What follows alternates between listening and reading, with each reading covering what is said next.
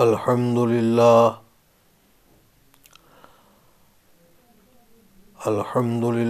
وحدہ والصلاة والسلام علی من لا نبی بعدہ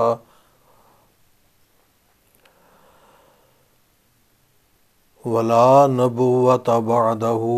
ولا رسول بعدہ ولا رسالۃ بعدہ اللہم صل علی روضۃ محمد فی الریاض وصل علی بلد محمد فی البلاد صلاة تکون للنجاة وسیلة ولعلو الدرجات کفیلا صلاة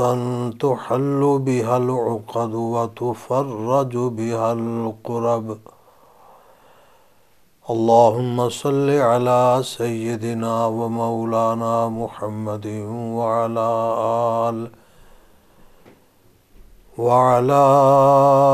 آل سیدنا ومولانا محمد وبارک وسلم اما بعد فاعوذ باللہ من الشیطان الرجیم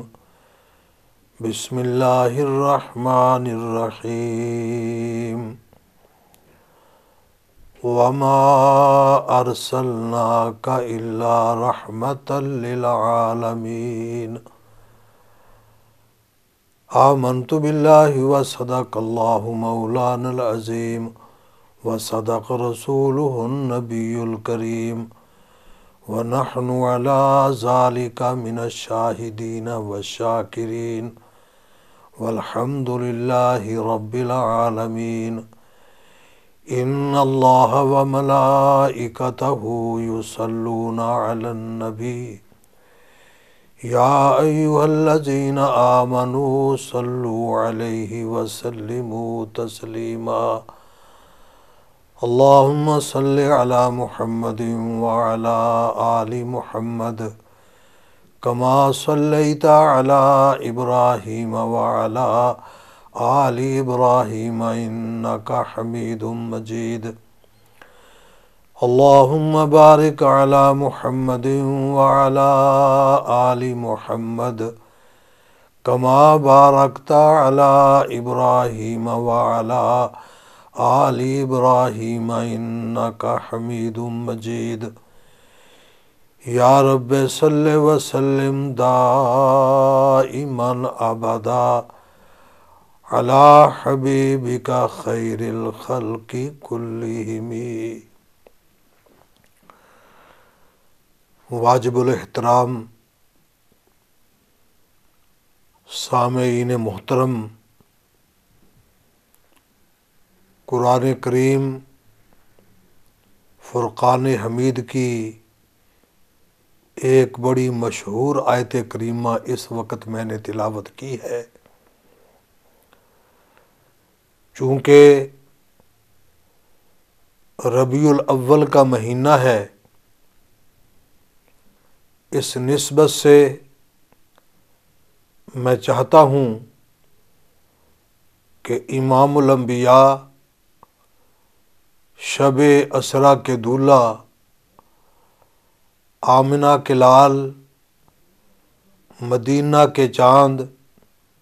حبیب کبریا، رحمت للعالمین، شفیع المذنبین، جناب محمد الرسول اللہ صلی اللہ تعالیٰ علیہ وسلم کی زندگی کے بارے میں میں کچھ گزارشات پیش کروں۔ آپ لوگ عموماً آپ کا بچپنا، آپ کے کمالات، آپ کی عظمت، آپ کی شان، آپ کی بلندی، آپ کی رفعت، اس بارے میں علماء سے سنتے رہتے ہیں۔ میں اس وقت جو بات عرض کرنا چاہتا ہوں وہ آپ کے شباب اور آپ کی جوانی کا تذکرہ وہ عرض کرنا چاہتا ہوں۔ آپ جب 25 سال کی عمر میں پہنچے، جو شباب اور جوانی کا ایک بڑا خاص دور ہوتا ہے، آپ سنتے رہتے ہیں کہ اہل مکہ آپ کو امین کے لقب سے یاد کرتے تھے، صادق کے لقب سے یاد کرتے تھے۔ تو جب آپ کا یہ شباب کا زمانہ آیا، آپ کی کفالت ابو طالب کے پاس تھی، تو ابو طالب نے حضور سرور کائنات صلی اللہ تعالیٰ علیہ وسلم سے عرض کیا کہ ہمارے معاشی حالات صحیح نہیں، اگر آپ میری گزارش کو قبول کر لیں، مکہ مکرمہ کی جو مشہور مالدار عورت ہے خدیجہ، اگر اس کا مال لے کے تجارت کے لیے جائیں تو ہمارے معاشی حالات درست ہو سکتے ہیں۔ سرکار دو عالم صلی اللہ تعالیٰ علیہ وسلم نے ارشاد فرمایا کہ چچا، میں خود تو جا کر یہ بات نہیں کہہ سکتا، البتہ اگر وہ آفر کرے، اگر وہ مجھے کہے تو میں اس کے لیے تیار ہو سکتا ہوں۔ چنانچہ حضرت عاتقہ نے عرض کیا کہ میں خود جا کے ان سے بات کرتی ہوں۔ چنانچہ عاتقہ سیدہ طاہرہ خدیجۃ الکبریٰ ان کے پاس آتی ہیں اور آ کر یہ بات شروع کی کہ اگر آپ اپنا مال جو ہر سال تجارت کے لیے بھیجتے ہیں، اس سال محمد صلی اللہ تعالیٰ علیہ وسلم کو دیں، وہ اس تجارت کے مال کو لے کے جائیں، تجارت کر کے آئیں۔ خدیجہ نے بڑا اسے پسند کیا، خوشی کا اظہار کیا کہ میرے لیے اس سے بڑھ کر اور کیا سعادت ہو سکتی ہے کہ اگر آپ میرا مال لے کے جائیں اور تجارت کر کے آئیں، اور میں یہ وعدہ کرتی ہوں کہ اگر آپ تشریف لے جائیں تو میں نفع دوسرے لوگوں کی بنسبت آپ کو زیادہ دوں گی۔ چنانچہ حضرت عاتقہ نے آ کے حضور سرور کائنات صلی اللہ تعالیٰ علیہ وسلم سے عرض کیا کہ میں نے بات کی ہے، وہ تیار ہے، اور خوشی کا اظہار کیا ہے، اور یہ بھی کہا ہے کہ میں نفع زیادہ دوں گی۔ چنانچہ آپ نے اسے قبول فرما لیا۔ رواج تھا مکہ مکرمہ کا کہ جب یہ لوگ تجارت کے لیے جاتے، سارے لوگ مکے کے باہر جمع ہوتے، ان کے رشتہ دار، ان کے عزیز و اقارب، ان کے چاہنے والے، ملنے والے، برادری، قبیلے کے لوگ وہاں آ کے انہیں الوداع کہتے۔ ذرا تصوراتی دنیا میں ڈوب کر وہاں کا منظر دیکھیں کہ جتنے مال تجارت لے کے جانے والے ہیں، دوسرے ملک کے اندر جانے والے ہیں، شام میں جانے والے ہیں، مصر میں جانے والے ہیں، تو ہر کے رشتہ دار، عزیز و اقارب، ان کے والدین، ان کے بہن بھائی، وہ انہیں الوداع کہنے کے لیے وہاں موجود ہیں۔ چنانچہ حضور سرور کائنات صلی اللہ تعالیٰ علیہ وسلم بھی موجود ہیں۔ آپ کا جو مال تجارت ہے جو خدیجۃ الکبریٰ نے دیا تھا وہ بھی موجود ہیں۔ نہ باپ، نہ والدہ، بہن بھائی تو ویسے نہیں تھے، جب آتکا نے یہ منظر دیکھا کہ دوسرے لوگوں کے رشتہ دار ہیں، عزیز و اقارب ہیں، ماں باپ ہیں، بہن بھائی ہیں، اور آپ تنے تنہا اونٹ کی مہار پکڑ کے کھڑے ہیں، تو آپ سے رہا نہ گیا۔ تصوراتی دنیا کے اندر آپ حضرت آمنہ کو یاد کرتی ہیں، حضرت عبداللہ کو یاد کرتی ہیں کہ اگر ہو سکتا ہے قبر سے آ کے اپنے بیٹے کو دیکھو، آج تمہارا بیٹا کس انداز سے مال تجارت لے کے دوسرے ملک کی تیاری کر رہا ہے۔ حضرت عبداللہ سے یہ تصوراتی دنیا کے اندر وہ یہ گزارش کرتی ہیں، چنانچہ یہ قافلہ اس انداز سے یہاں سے روانہ ہوتا ہے۔ حضور سرور کائنات صلی اللہ تعالی علیہ وسلم اس مال تجارت لے کے یہاں سے روانہ ہوتے ہیں۔ جب تشریف لے گئے، مصر کے اندر پہنچے، مال تجارت لگا دیا گیا۔ پہلے لوگ مال تجارت کو تلاش کیا کرتے تھے، لیکن آج مصر کے لوگ مال تجارت کو نہیں دیکھ رہے، بلکہ جو مال تجارت لانے والا ہے آج سارے اس کے رخ انور کی طرف دیکھتے ہیں۔ بلکہ اگر یہ کہا جائے کہ یہ وہی مصر ہے جہاں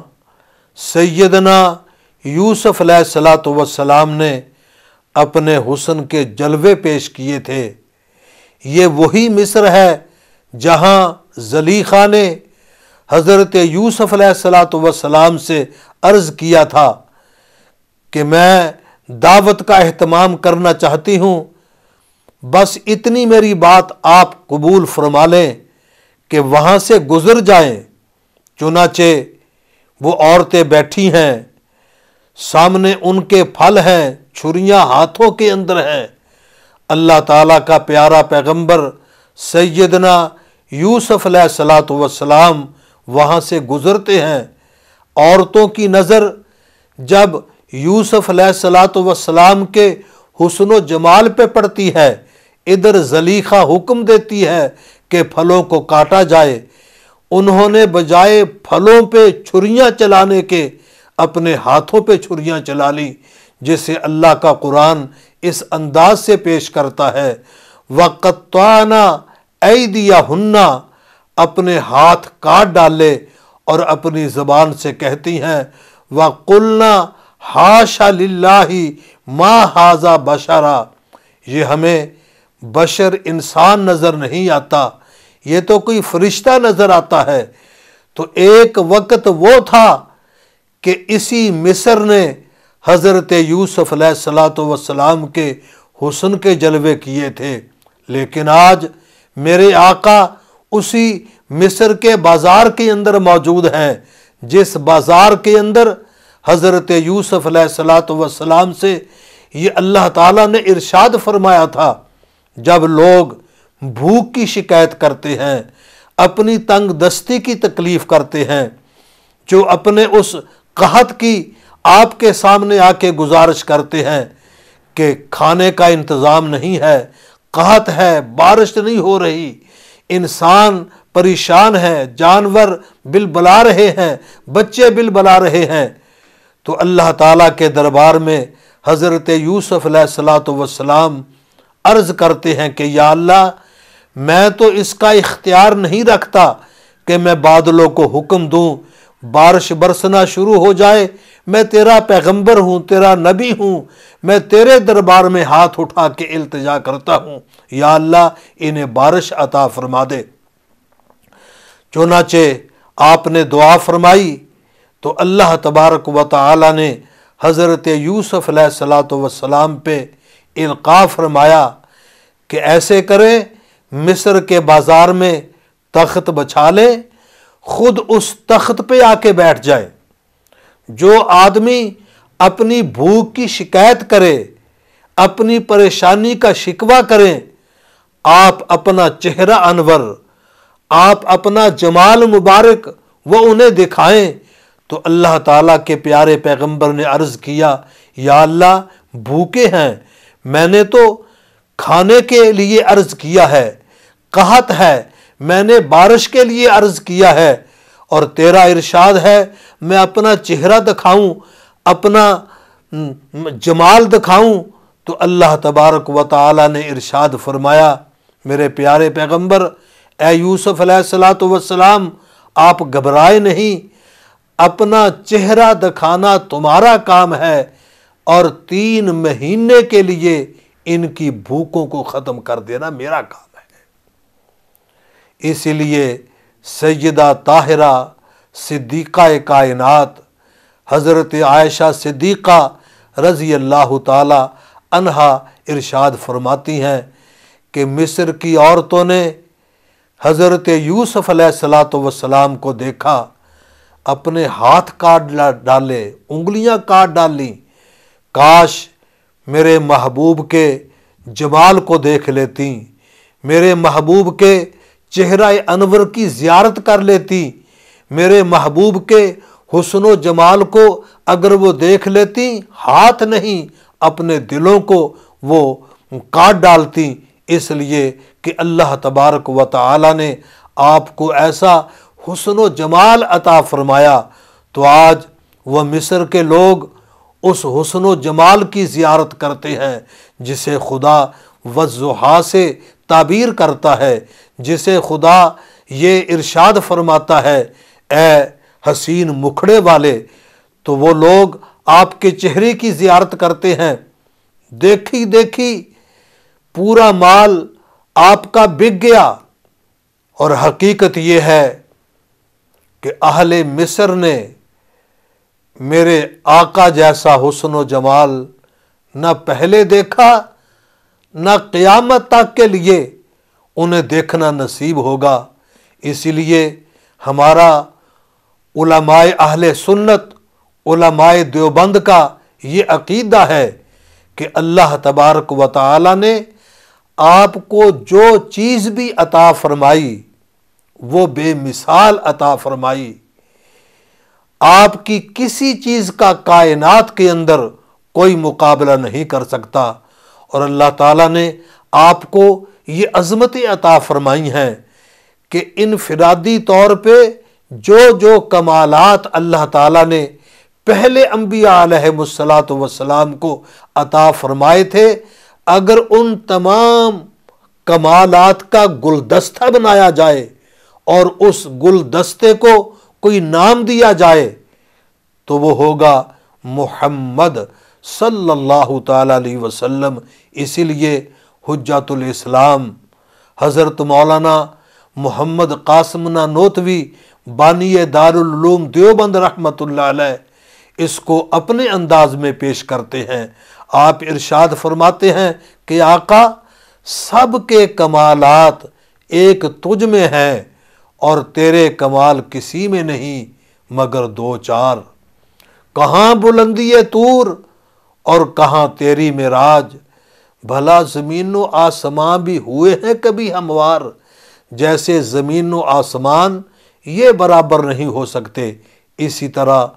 پہلے انبیاء علیہ السلام کے کمالات اور ہمارے آقا کے کمالات وہ برابر نہیں ہو سکتے۔ تو میں عرض یہ کر رہا تھا کہ اہل مصر نے آپ کا حسین مکھڑا دیکھا، حسین چہرہ دیکھا، آپ کا حسن و جمال دیکھا، وہ لوگ پکار اٹھے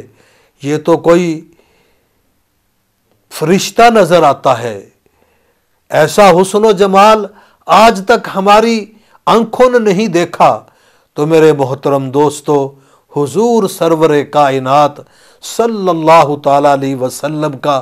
یہ پہلا سفر تھا جو آپ سفر تجارت کے لیے تشریف لے گئے۔ حضرت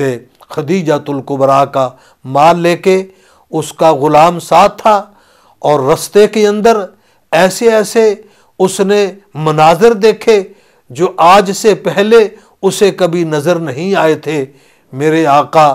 تشریف لے جا رہے ہیں، اگر دھوپ ہے تو آسمان کی بدلی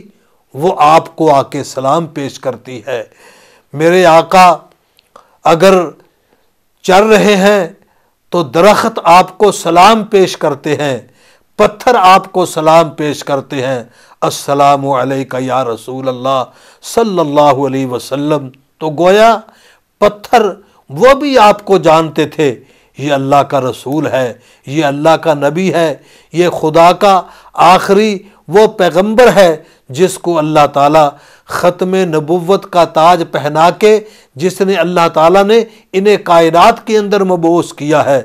تو وہ غلام یہ ساری چیزیں نوٹ کر رہا تھا، یہ ساری جو رستے کے اندر جو واقعات پیش آئے وہ نوٹ کر رہا تھا۔ چنانچہ مال سارا بک گیا، اور اتنی جلدی کہ حیرانگی ہو گئی، لوگ پریشان ہیں، لوگ ٹوٹ پڑے آپ کے مال پہ، اس لیے کہ اس مال کی نسبت میرے آقا سے ہو گئی۔ تو اللہ تبارک و تعالی نے اس مال کے اندر یہ برکت رکھ دی کہ فوراً وہ مال بازار میں بک گیا، اور اتنے اچھے دام سے بک گیا کہ اس سے پہلے کبھی اس انداز سے خدیجۃ الکبریٰ کا مال وہ نہیں بکا تھا۔ تو میرے محترم دوستو، حضور سرور کائنات صلی اللہ تعالیٰ علیہ وسلم کا شباب کا زمانہ ہے،